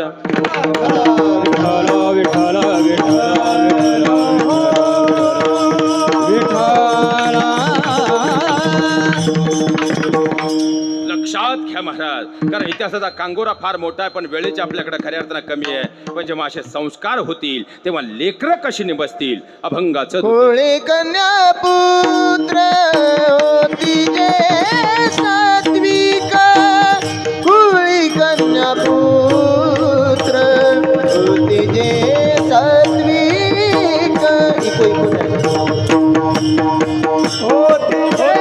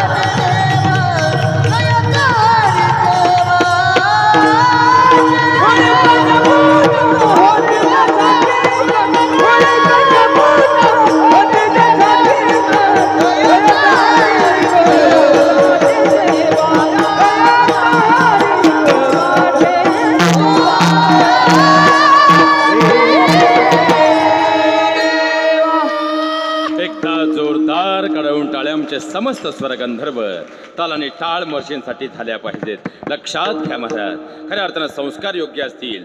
कुळी कन्या पुत्र होती जे, पहिला शब्द कन्या आहे, कारण खऱ्या अर्थानं दुसरा शब्द पुत्र. पहिला शब्द म्हणजे कन्या. कन्येवरती सगळ्यात आधी जबाबदारी येते, कारण जर मुलगा बिघडला तर तो एका कुळाचा नाश करतो, पण कन्येचं पाऊल चुकलं तर ती खऱ्या दोन कुळांचा नाश होत असतो. आणि खऱ्या अर्थानं जर पाहिला गेलं, हात जोडून माझ्या बहिणींना एक विनंती करतो, अहिल्यामाईंचे वारसदार जर स्वतःला म्हणून घेत असाल तर आपल्यामुळं आपल्या आईवडिलांची मान कधी खाली जाणार नाही, एवढी शपथ या सप्ताहाच्या निमित्तानं घेऊ शकलात तरी पंढरीचा परमात्मा शोधायचा गरज नाही. तो परमात्मा स्वतःहून तुमच्या घरी आल्याशिवाय राहणार नाही, हे सगळ्यात मोठं वास्तव आहे. पण अलीकडच्या काळामध्ये जर पाहिला गेलं तर आज खऱ्या अर्थानं जर पाहिला गेलं तर त्याच मुलगीला जर चुकीचा मार्ग निवडून एखादं पाऊल चुकीचं पडलं तर त्या आईवडिलांचे होणारे हाल शब्दांमध्ये व्यक्त होणार नाही. कारण माझ्या बहिणीनं लक्षात घ्या, तुमचा हा पहाडासारखा असणारा बाप, ज्या बापाला सबंध गाव घाबरतं, पण तोच बाप खऱ्या अर्थानं हादबल जीवनात जर कधी होत असेल, त्याची आई गेली पण त्याच्या डोळ्यात पाणी नव्हतं, त्याचा बाप गेला तरी तो अंतकणातून भक्कम राहिला, डोळ्यात पाणी नव्हतं. पण ज्या दिवशी लेकीचं चुकीचं पाऊल पडलं आणि त्या लेकीला समजवण्याची वेळ आली त्यावेळेस पहिल्यांदा तो बाप ढसढसा रडला. कारण त्या बाप जोपर्यंत तुमचा तरुण आहे तोपर्यंत तुम्ही त्याची मुलगी आहात, पण ज्या दिवशी त्याच्या हातात काठी आली त्याची दुसरी आई म्हणजे त्याची लेक असते. पण तीच लेक जेव्हा त्या मायबापाच्या खऱ्या अर्थानं दिलेल्या संस्कारांचा मार्ग सोडून जाते तेव्हा खऱ्या अर्थानं त्या मायबापाला होणाऱ्या वेदना शब्दांमध्ये व्यक्त होत नाही. कारण या ब्रह्मांडाच्या पाठीवरती प्रत्येक कोणतंही नातं घ्या, पण प्रत्येक नात्यामध्ये कुठंतरी स्वार्थ आहे. पण ज्यानं स्वार्थाला बाजूला ठेवून तुमच्यासाठी उभं आयुष्य जळलं ते माता पिता म्हणजे आपले खऱ्या अर्थानं पंढरीची आई रुक्माई आणि पंढरीचा तो आमचा बाप म्हणजे खऱ्या अर्थानं विठू सावळा आहे. पण आज खऱ्या अर्थानं क्षणिक प्रेमामध्ये आकर्षणामध्ये आमची मुलं आयुष्याची माती करत असतील तर आम्ही चाललोय कुठं हा प्रश्न आहे. आणि दादा जर अलीकडच्या काळात जर पोरांना समजून सांगायला गेलं तर सध्या तरुण मुलं आपल्यालाच म्हणतात, महाराज महाराज तुम्हाला प्रेम काय कळणार आहे. अरे प्रेम प्रेम प्रेम म्हणतोस तू, अरे प्रेम प्रेम प्रेम म्हणतोस तू आणि खऱ्या प्रेमाचा अर्थ मात्र विसरून जातोस तू. अरे प्रेम म्हणजे कुणाला मिळवणं नसतं रे. राजा कृष्णांनी सांगितलंय प्रेम म्हणजे मुक्त असताना उधळणं असतं रे. तुला वाटत असेल तिला पळून नेऊन तू तुझं स्वप्न पूर्ण केलंस. अरे पण वेड्या, एका बापाचं मात्र कन्यादानाचं स्वप्न त्याच्यापासून आयुष्यभरासाठी हिरावून घेतलंस. सांगणार रे वेड्या, त्या प्रेमात नक्की तू काय मिळवलंस. तुला वाटत असेल तिला पळून नेऊन कालांतरानं तुझ्या घरच्यांना समजावून सांगून तुझं घर तू परत मिळवलंस. अरे पण वेड्या, एका लेकीचं माहेर मात्र तिच्यापासून आयुष्यभरासाठी दूर केलंस. सांगणार रे वेड्या, त्या प्रेमात नक्की तू काय मिळवलंस. तू म्हणत असशील तिला पळून नेऊन कालांतरानं तुझ्या भावाला तुझी मर्दानगी तू दाखवली असशील. अरे पण वेड्या, काहीच चूक नसणाऱ्या तिच्या भावाला मात्र गावातल्या चौकात आयुष्यभर मान खाली घालायला लावलीस. सांगणार रे वेड्या, त्या प्रेमात नक्की तू काय मिळवलंस. तू म्हणत असशील ती तुझं सर्वस्व आहे, तिला मिळून मी माझं सर्वस्व मिळवलं.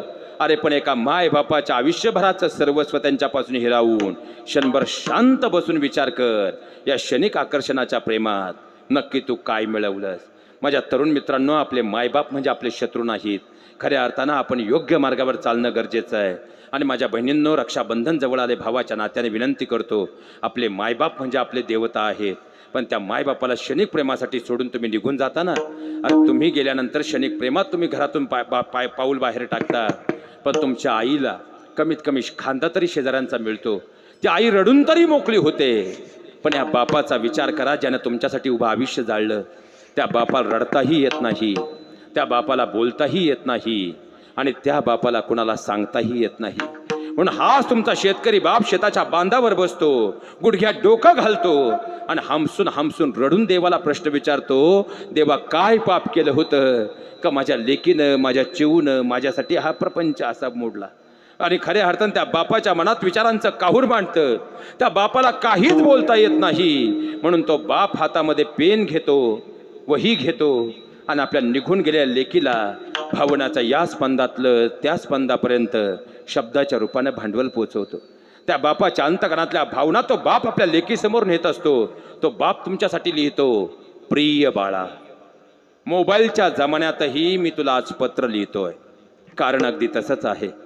कारण तू कॉलेजला जात असताना तुझी काळजी वाटत होती, म्हणून मित्राकडे उसने पैसे घेऊन तुला घेतलेला मोबाईल काल दुपारी तू निघून गेल्यापासून बंद करून ठेवलास लेकरा. तू तर फक्त मोबाईल बंद केलास रे, पण कालपासून समाजाच्या, गावच्या, शेजारच्यांच्या नजरा चुकवत तुझ्या आईनं तर घराचा दरवाजाच बंद केलाय लेकरा. पण राहून राहून तुझ्या बापाच्या मनात एकच प्रश्न येतोय, का केलंस असं? अरे काय चूक हो तुझ्या आईची, जिनं आयुष्यभर घासातला घास तुझ्यासाठी काढून ठेवला? काय चूक हो तुझ्या दादाची, ज्यानं पॉकेट मनीचे पैसे साठवून रक्षाबंधन, भाऊबीजेला तू मागेल ते दिलं? काय चूक हो तुझ्या अडाणी बापाची, ज्यानं आयुष्यभर तुझी स्वप्न पूर्ण करण्यासाठी आंघोळीच्या साबणानं स्वतःची दाढी खरवडली? काय चूक होती बाळा आम्हा साऱ्यांची की आम्हाला क्षणात पर्क करून निघून गेली? ज्या आईनं 9 महिने 9 दिवस तुला पोटात ठेवलं, अरे पोटात तू लात मारल्यानंतर खऱ्या अर्थानं यातनांचा काहूर तिच्या मनात यायचा, पण तुझ्यासाठी आनंदानं सगळं दुःख सहन केलं, जिनं तुझ्यासाठी आपलं जीवन वेचलं, त्या आईचं प्रेम विसरली? ज्या तुझ्या बापानं आयुष्यभर तुझ्यासाठी, तुझ्या कन्यादानासाठी, अरे खऱ्या अर्थानं तुम्हाला काही कमी पडू नये म्हणून स्वाभिमान गहाण ठेवून अनेकांच्या पायावर डोकं टेकवलं, त्या तुझ्या बापाचं प्रेम विसरली? ज्या दादानं तुझ्या तारुण्याच्या अवस्थेत तुझ्या वाईट नजर ठेवणाऱ्यांसाठी वटवृक्ष म्हणून हक्कानं तुझ्या मागं भक्कम उभा राहिला, त्या तुझ्या भक्कम आधार असणाऱ्या तुझ्या भावाचं, दादाचं प्रेम विसरली? का केलंच बाळा असं? खऱ्या अर्थानं काहीतरी चुकलं असेल माझं, म्हणून तर माझ्या चिवूचा जीव भलतीकडे अडकून पडला. बाळा तुला आठवत नसेल रे, आणि आठवलंही कसं म्हणा. तुझ्या आईच्या गर्भात तू होतीस, आईचं पोट दुखू लागलं, तुझ्या आईला दवाखान्यात नेलं, अर्धा तास निघून गेला, रात्री 1:30ची वेळ होती आणि डॉक्टर बाहेर आले. डॉक्टरांनी सांगितलं बाळाचे पाय फिरलेत, पाणी कमी झालंय, सिझरच करावं लागेल, जा OPD मध्ये जाऊन 60,000 जमा करा. बाळा आजपर्यंत तुला कधी माझी गरिबी दाखवली नाही, पण आज तुला खरं सांगतो, त्यावेळेस या फाटक्या कपड्यातल्या तुझ्या बापाच्या खिशात अवघे 4,000 रुपये होते. रात्रीच्या 1:30 वाजता मित्रांच्या पायावर डोकं टेकवलं, तेव्हा कुठून तरी पैसे जमा केले. अरे माझे मित्र मला सांगत होते तुझ्या घरी लेक आली. अरे लेक म्हणजे धनाची पेटी, पण माझ्या सगळ्या मित्रांना मी निक्षून सांगितलं, माझ्या घरी माझी लेक म्हणजे धनाची पेटी नाही, माझ्या घरी साक्षात माझी लक्ष्मी आली. म्हणून तर बाळा घराच्या उंबऱ्याच्या आत तुला घेताना कुंकवाच्या पावलांनी तुला घरात घेतलं, कारण तू माझी फक्त लेक नव्हती, माझ्या घराची, कुळाची तू साक्षात लक्ष्मी होती. अरे माझ्या मित्रांनी माझ्याकडे तू जन्माला आल्यानंतर बर्फी मागितली, पण खरं सांगू बाळा, अरे माझ्या खिशात तेवढे पैसे सुद्धा नव्हते. माझ्या याच मित्रांकडे गावातल्या उसने पैसे घेतले, पण तू जन्माला आली म्हणून सगळ्या गावाला बर्फी वाटली. पण बाळा काल दुपारी तू निघून गेल्यापासून तीच तुझ्या जन्माच्या वेळेची बर्फी खाली लोक काल दुपारपासून माझ्या तोंडात शेण घालतायत. बाळा का केलंच असं? अरे काय चूक हो तुझ्या आईची, जिनं घासातला घास तुझ्यासाठी काढून ठेवला? काय चूक होती आम्हा साऱ्यांची की क्षणात आम्हाला पर्क करून गेलीस? बाळा तू लहान असताना तापानं फणफणली ना, तुझ्या आई तुझ्या कपाळावर पिठाच्या पट्ट्या टेकवत होती. तुझ्या आईसमोर मला रडता येत नव्हतं, म्हणून तर अंधारा जाऊन झाडाखाली बसून रात्र हमसून रडलो. अरे माझी लेक शाळेत पहिल्या दिवशी गेली, जाताना वर्गात सोडताना निष्ठुर वाटलो, पण तू वर्गात बसून हमसून रडताना पाहिलं आणि गाडीवर बसताना डोळे पुसणारा बाप तू पाहिला नाहीस. अरे तुझ्यासाठी एक वेळ तुझ्या दादाला एखादी गोष्ट कमी पडू दिली, पण तू माझी लक्ष्मी, माझं हृदय होती. आयुष्यभर तुझ्यासाठी स्वतःला विकायची तयारी ठेवली, पण क्षणात असं करून निघून गेली. बाळा तुला जायचंच होतं ना, तर कमीत कमी रात्री तुझ्या या गोड हातांनी गोड शिरा बनवला असता. लहानपणी माझ्या तोंडात चिऊचा काऊचा घास म्हणून तोंडात घालत होती ना, रात्री गोड शिरा बनवला असता, त्यात थोडं विष टाकलं असतं आणि चिऊचा काऊचा म्हणत तो घास माझ्या मुखात दिला असता, सकाळी जागच आली नसती, हा दिवस पाहायलाच लागला नसता. झाली चूक तुझी आज नाही कळायची. खऱ्या अर्थानं तू म्हणत असेल तो तुझा प्राण आहे, तो तुझा श्वास आहे, तो तुझा जीव आहे, पण 1 वर्षाच्या प्रेमात तुला तुझा जीव वाटू लागला, पण 20 वर्षाच्या बापाच्या प्रेमात हा बाप तुझ्यासाठी जीव देऊ शकतो एवढं साधं नाही कळालं तुला. झाली चूक तुझी आज नाही कळायची, पण कधी जर माघारी फिरायची वेळ आली ना, तर पुन्हा आनंदानं माघारी ये. भले हा बाप रागवेल, मारेल, डोळे मोठे करेल, पण हा बाप तुला पुन्हा कुशीत घेईल, कारण हा तुझा बाप आहे, हा तुझा बाप आहे. तुझ्यामध्ये माझ्या घरची लक्ष्मी पाहणारा हा तुझा शेतकरी बाप आहे. एक वेळ आयुष्यातलं पुस्तक कमी शिका, पण आपल्या मायबापांना आपल्यामुळं डाग लागणार नाही एवढी काळजी घ्या. आपला सप्ताह सफल झाल्याशिवाय राहणार नाही. सगळ्यात मोठं वास्तव आहे. एकदा प्रेमानं भजन करूया.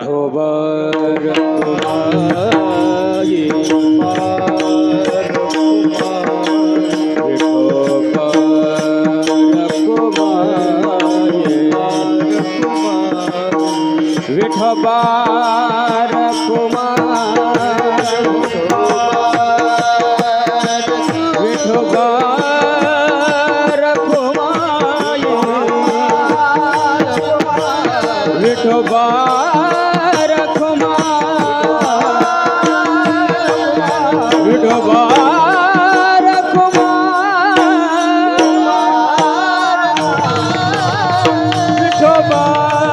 कुमार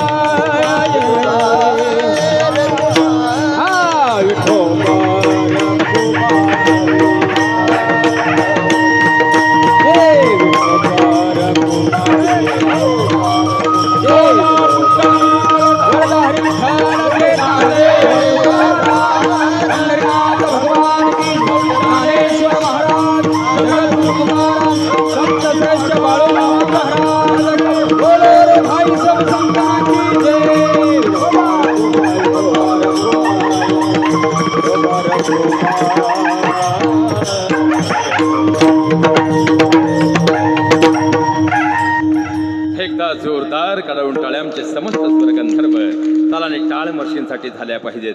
आणि आजच नाही तर आजपासून आपल्या सप्ताहाला ही अखंड सुरुवात झाली पाहिजे. कारण ही सगळी मंडळी म्हणजे आपल्या संप्रदायाचं गोड वैभव आहे. आणि एक फोन केला की परत फोन करायची गरज पडत नाही. ही सगळी मंडळी आपल्या प्रेमासाठी धावत येतात. या मंडळींचं जर तुमच्यावर एवढं प्रेम आहे तर खऱ्या अर्थानं कोणतंही प्रमाण झाल्यानंतर त्यांना प्रोत्साहन देण्याचं काम आपलं एका शेजारच्या गावचं आहे.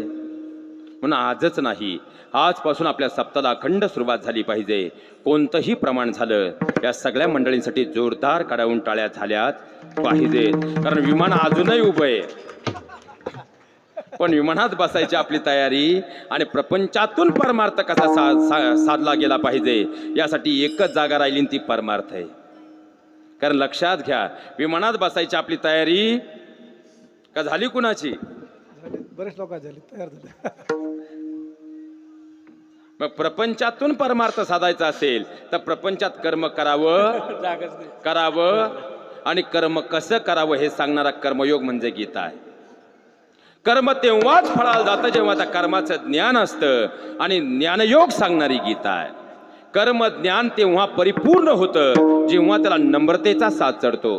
कारण लक्षात घ्या महाराज, आज या व्यासपीठावर नम्रता आहे म्हणून सरस्वतीचा वास आहे. आता आपल्यातही लय अवघड झाले. आता भेड 2 तासाची, पण 2 तासाच्या जेवढ्या कुरगड्या होत्या तेवढ्या विधानसभेत होत नाहीत.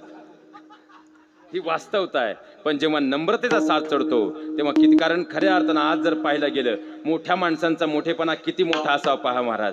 कारण खऱ्या अर्थानं जर आज चरित्र मांडायचं होतं वेळ कमी होता, पण कमी वेळेमध्ये मला बोलायला अधिकचा वेळ मिळावा म्हणून ज्यांच्या मुखामध्ये प्रत्येक शब्दाला साखरेसारखं गोड प्रमाण होतं, पण मला बोलायला वेळ मिळावा म्हणून जाणीवपूर्वक त्याचं त्यांनी खडी साखरेत रूपांतर केलं. बाबा आपण सर्वांच्या चरणावर साष्टांग दंडावत प्रतिपादित करतो. लक्षात घ्या महाराज, कारण ही नम्रता आहे. कारण भक्तात जर नम्रता आली त्यातून ज्ञानोबारायांचा जन्म होतो, पण भक्तात जर अहंकार आला त्यातून चांगदेव जन्म घेतो. भक्तात जर नम्रता आली त्यातून मंबाजी खऱ्या अर्थानं तुकोबारायांचा जन्म होतो, पण भक्तात जर अहंकार आला त्यातून मंबाजी जन्म घेतो. भक्तात जर नम्रता आली त्यातून खऱ्या अर्थानं शिवा काशीत तान्हाजींचा जन्म होतो, पण भक्तात जर अहंकार आला त्यातून अफजल खान जन्म घेतो. बंगल्यामध्ये अहंकार आला बंगल्याचं स्मशान होतं, झोपडीत नम्रता आली तर झोपडीचंही मंदिर होतं. आणि तर नम्रतेचा कसा असावी हे सांगणारा भक्तियोग म्हणजे गीता आहे. आणि कर्म योग्य झालं, त्याचं ज्ञान परिपूर्ण असेल आणि त्याला नम्रतेची जोड असेल तर प्रपंचातला जीवनाचा प्रवास परिपूर्ण झाला. तर मृत्यूचा सोहळा कसा करावा सांगणारं भागवत आहे. गीता भागवत करीती आणि खऱ्या अर्थानं अंतकरणातलं कर्म योग्य असेल तर विकार राहणार नाही. आणि निर्मळ चित्तामध्ये परमात्म्याच्या नामाचा छंद जोडला तर खऱ्या अर्थानं देव शोधायचीच गरज नाही. देव पहावयासी गेलो देवची होऊनी. आणि असे जे देवत्वाला जातात तुकोबाराय म्हणतात त्यांची सेवा करण्याची. तुका म्हणे माझं हळदाची सेवा, तुका म्हणे माझं हळदाची सेवा.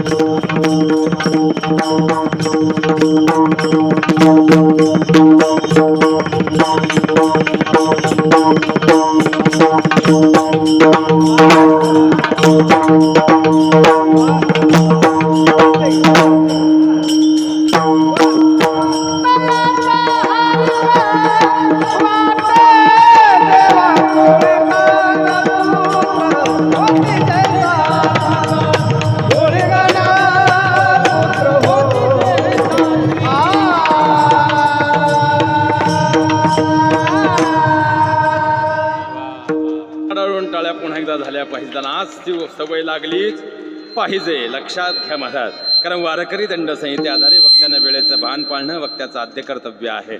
आणि खऱ्या अर्थानं चरणांचा यथार्थ भावार्थ पाहत असताना आज विषयाचा अनुषंग असा होता की प्रथम 2 चरणांचा यथार्थ, पुढच्या 2 चरणांचा सरळ भावार्थ पाहण्याचा आपण या ठिकाणी प्रयत्न केला.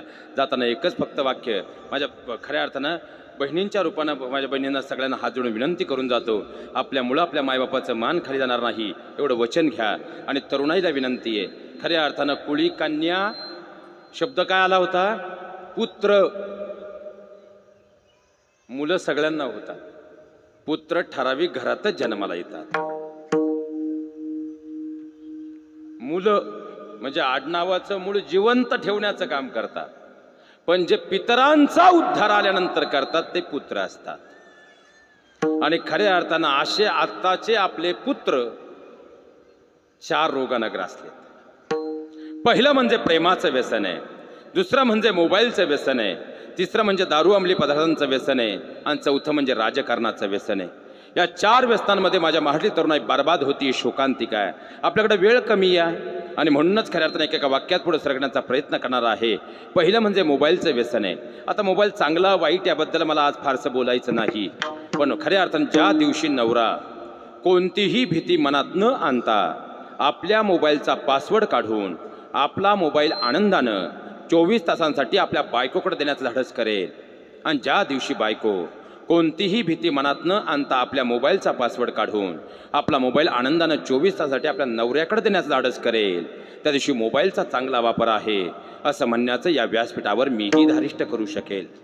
कारण आज 50% कुटुंबात नवऱ्याच्या मोबाईलचा पासवर्ड बायकोला आणि बायकोच्या मोबाईलचा पासवर्ड नवऱ्याला माहीत नसेल तर कोणत्या पोकळ संस्कारांच्या गप्पा आम्ही मारतो याचा विचार मात्र करावा लागेल. कारण आज घराच्या बाहेर दिसणारे आनंदी चेहरे घर नावाच्या 4 भिंतीच्या आत मात्र मोबाईलमुळं पुरते अविश्वासानं ग्रासले गेलेत. ही सध्याची जळजळीत अवस्था आहे. आज खऱ्या अर्थानं बाहेरची नाती आमच्या मेसेंजरद्वारे इन होऊ लागलीत आणि रक्ताची नाती मोबाईलमध्ये ब्लॉक होऊ लागलीत. यापेक्षा दुर्दैवी वास्तव काय असावं? आणि माझ्या सगळ्या तरुण मित्रांनो तुम्हाला हात जोडून विनंती करतो, सध्या सगळ्यात मोठं वार नायजेरियामधून जर कोणतं चालू असेल हनी ट्रॅपिंगचं आहे. माझं बोलणं कदाचित तुम्हाला वाईट वाटेल, मी स्वतः सायकोलॉजीचा प्राध्यापक आहे, त्यामुळे रोज कन्सल्टला येणाऱ्या केसेसमध्ये आम्ही पाहतोय मागच्या 2024मध्ये महाराष्ट्रात 7364 20 ते 25 या वयोगटातील तरुण मुलांच्या आत्महत्या फक्त हनी ट्रॅपिंगमुळे आहेत. आणि आज जर पाहिला गेलं तर खऱ्या अर्थाने AI सारख्या सॉफ्टवेअरचा वापर करून आणि त्यासाठी ज्या काम करणारी लोक आहेत, म्हणजे नायजेरियासारख्या स्टेटमधून आता बऱ्याच वेळा आपण पासवर्ड टाकत नाही तरी आपल्याकडे वारंवार आपल्या फेसबुक इंस्टाग्राम IDचे पासवर्ड येतात, OTP येतात. याचं कारण हॅकर तुमच्या अकाउंटवरती वारंवार दणके देत आहेत. आणि त्यामध्ये जर बारकाईनं पाहिलं गेलं तर खऱ्या अर्थानं त्यासाठी ज्या मुली कार्यरत आहेत, ज्या मुली काम करतात, ज्या व्हॉट्सअपवरती इंस्टाच्या तुमच्या मेसेंजरवरती सक्रिय आहेत, तो नंबर 10 अंकी आहे. पण 10 अंकी नंबरवरून अनोळखी कोणताही SMS आला तर जर तुम्ही बाजूला क्लिक केलं तर खाली नाव येतं डिव्हाइस चेक करे, आणि त्या डिव्हाइसला क्लिक केलं तर पहिला नंबर तो 10 अंकी असतो, त्याच्या खाली आणखी एक 12 अंकी नंबर ॲड असतो. हे पाहत चला. आणि तो 12 अंकी नंबर बाहेर हॅकर्सकडून तो खऱ्या अर्थानं लावलेला असतो आणि त्या नंबरवरती ते कामाला मुली असतात. आणि त्या नंबरवरून येणाऱ्या SMS वरती पुढच्या काळात व्हिडिओ कॉलसाठी तुम्हाला खऱ्या अर्थानं जर विनंती केली आणि व्हिडिओ कॉल उचलल्यानंतर पुढच्या काही मिनिटात AI सारख्या सॉफ्टवेअरचा वापर होतो आणि खऱ्या अर्थानं अत्यंत विविध पद्धतीने व्हिडिओ समोर येतात. मुलांना पालकांनाही सांगता येत नाही आणि खऱ्या अर्थानं मित्रांनाही बोलता येत नाही. शेवटी मुलं आत्महत्येचा मार्ग स्वीकारतायत. ही सध्याची जळजळीत अवस्था आहे. माझ्या सगळ्या तरुण मित्रांना विनंती करतो, व्हॉट्सअपच्या अशा कॉलपासून, फेसबुकच्या मेसेंजरच्या अशा कॉलपासून सावध राहा.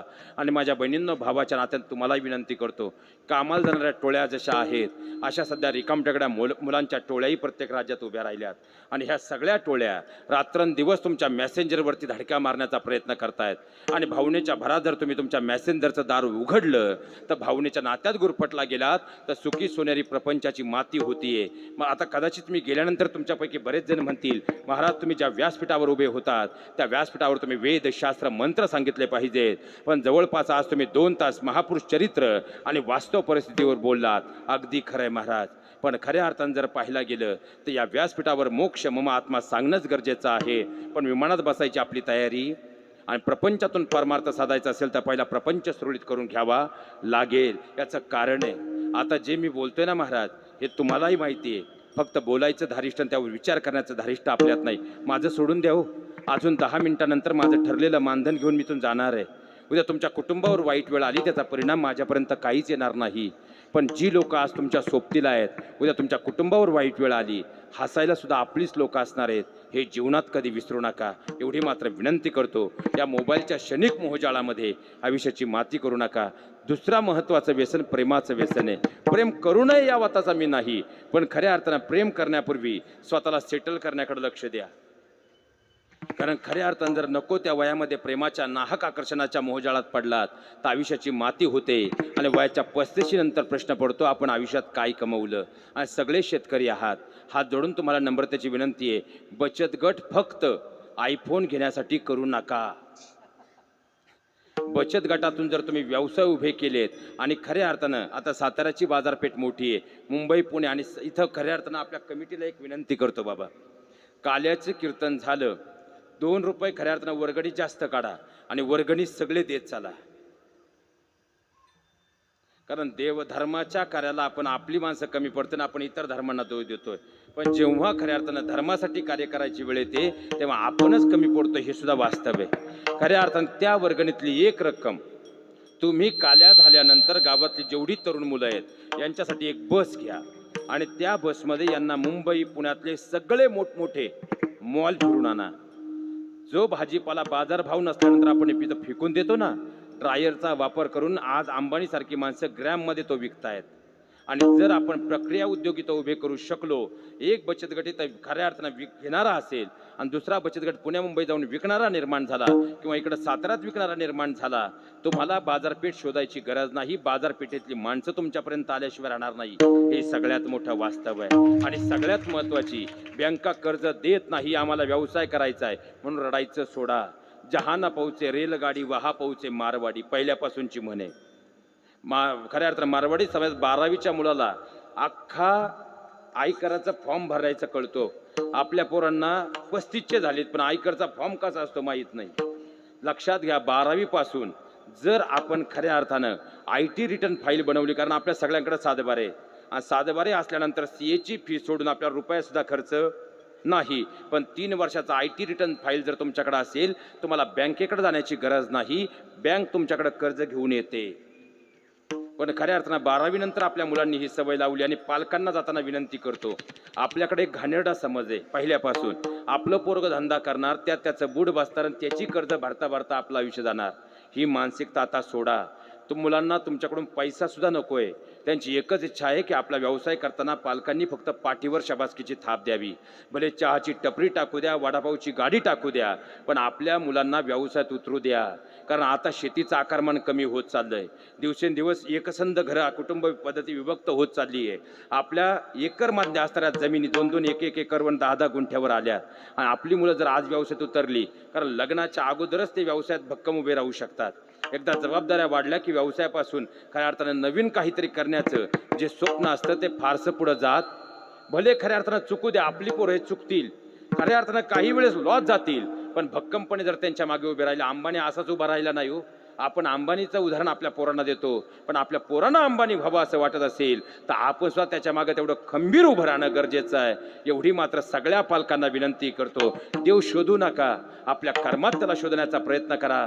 खऱ्या अर्थानं तो परमात्मा भेटल्याशिवाय राहत नाही. हे सगळ्यात मोठं वास्तव आहे. विठ्ठला विठ्ठल विठ्ठल विठ्ठल आणि जाता जाता फक्त आता मात्र खऱ्या अर्थानं जाताना ज्यांना ज्यांना वाटतं की काल्याच्या दिवशी गोकुळातून येणारा परमात्मा आपल्या घर नावाच्या गोकुळामध्ये विराजमान व्हावा, त्याने एकदा जोरदार टाळी वाजवा. आणि जर तुम्हाला घराचं गोकुळ व्हावं असं वाटत असेल तर आज माझ्या बहिणींनो, भावाच्या नात्यानं मी तुमच्याकडे 5 वचनं मागून जाणार आहे. पण ही 5 वचनं तुम्ही मला देणार नाही, ही तुम्ही पंढरीच्या परमात्म्याला देणार आहात, ही तुम्ही बाबीर महाराजांना देणार आहात, ही खऱ्या अर्थानं जर पाहायला गेलं तर बाळूमामांना देणार आहात. ही वचनं तुम्ही पंढरीश परमात्म्याला, जगाच्या मालकाला देणार आहात. त्यामुळे एक वेळ आजपासून हे वचन तुम्हाला पाळता आलं नाही तर खऱ्या अर्थानं वचन ऐकल्यानंतर टाळी वाजवायची नाही, कुठलीही जबरदस्ती नाही. आणि आजपासून शेवटच्या श्वासापर्यंत हे वचन पाळणार असाल तर वचन ऐकल्यानंतर तुम्ही टाळी वाजवायची. फक्त इथं खोटं चालत नाही तर मग परमात्म्याच्या नशिबाची चक्र कशी फिरतील भरोसा. मागू तुम्ही हा म्हणले तर मागणार. महिला पुरुष मंडळी शांत, फक्त महिला मंडळ ज्यांना वाटतं महाराज ही वचनं मागा त्याने एकदा जोरदार टाळी वाजवा. थांबा थांबा थांबा, यांच्याबरोबर भांडताना जेवढा मोठा तुमचा आवाज असतो ना तेवढ्या मोठ्यानं वाजवा.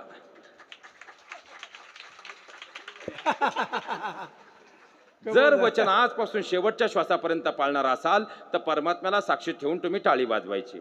नाही पाळू शकत असं वाटत असेल हरकत नाही, टाळी वाजू नका. पण गोकुळ घराचं व्हायचं असेल ही 5 वचनं घ्यावीच लागतील. मागू पहिलं वचन, इथं बसलेल्या सगळ्या सासूबाईंकडून कालपर्यंतचे सगळे वाद विसरून यापुढं मी माझ्या सुनेला माझ्या जन्मदात्या मुलीचाच दर्जा देईल. टाळे टाळे नाही का टाटा. 7.5 फारच तीव्र आहे तुमच्यावर. दुसरं वचन, इथं बसलेल्या सगळ्या सुनबाईंकडून पंढरीश परमात्म्याला साक्षी ठेवून मी असं वचन घेते की कालपर्यंत झालं ते झालं, आजही 9 वाजेपर्यंत झालं ते झालं, पण बसल्या जागेवर मी आता अशी शपथ घेते की यापुढं मी माझ्या सासऱ्यांना माझ्या आई वडिलांचाच दर्जा देईल. कमी वाढलं, कमी वाढलं, लय कमी वाढलं. तरी सासऱ्यांपेक्षा सुना बरं आहे तुमच्या गावातल्या. आता पुढं बसले त्यांना एकच टेन्शन आलंय, आपण का पुढं बसलो. आणि मागे बसले त्यांना एकच बरं वाटलं, आपण अंधारात बसलो. पण परमात्मा अंधारात पहिलं पाहतो हे विसरू. तिसरं वचन, आजपासून आमच्या घरातील भांड्याचा आणि भांडणाचा आवाज चुकूनही घराच्या उंबऱ्याच्या बाहेर येणार नाही. मला आज कळलं स्टीलचं मार्केट एवढं का वाढलं.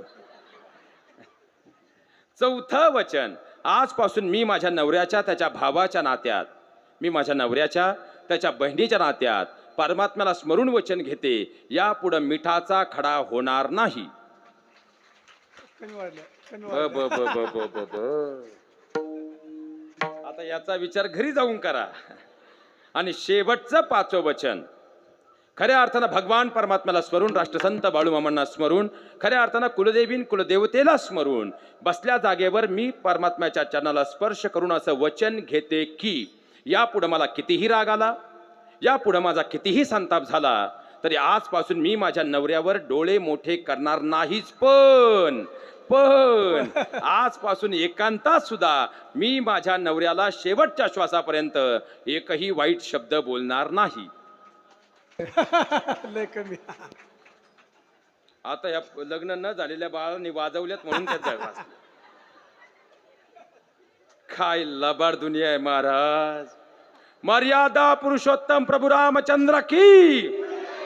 आज वड सुद्धा गावातले डसडस रडत असतील. आता 5 वचनं पुरुष मंडळी तुमच्याकडे मागू.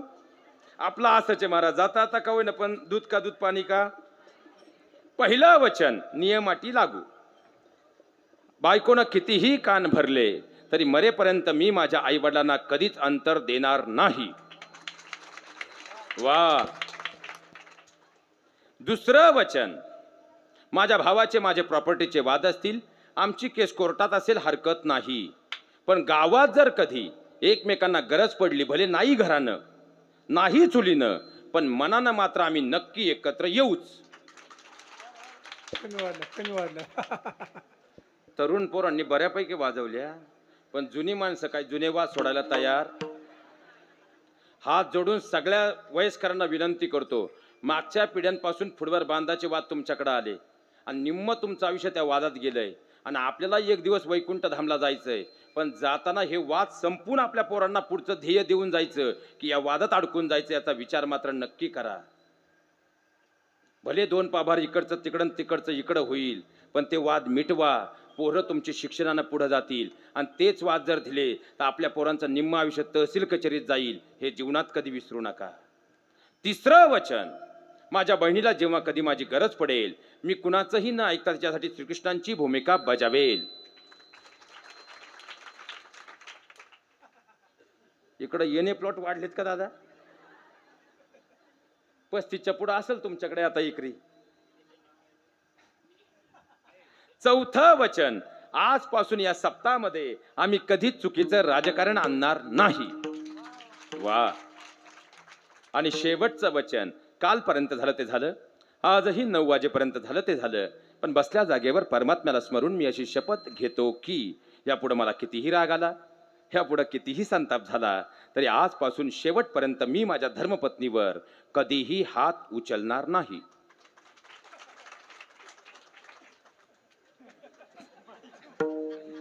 तरी सोन्यासारखे मिळाले तुम्हाला. आणि आता सगळ्यांकडून एक वचन पाहिजे, सगळ्यांकडून. कमीत कमी काल्याच्या दिवसापर्यंत तरी आम्ही पवित्र अशी तुळशीची माळ धारण करू. अरे बाबा. आई त्यांनीच वाजवल्या का?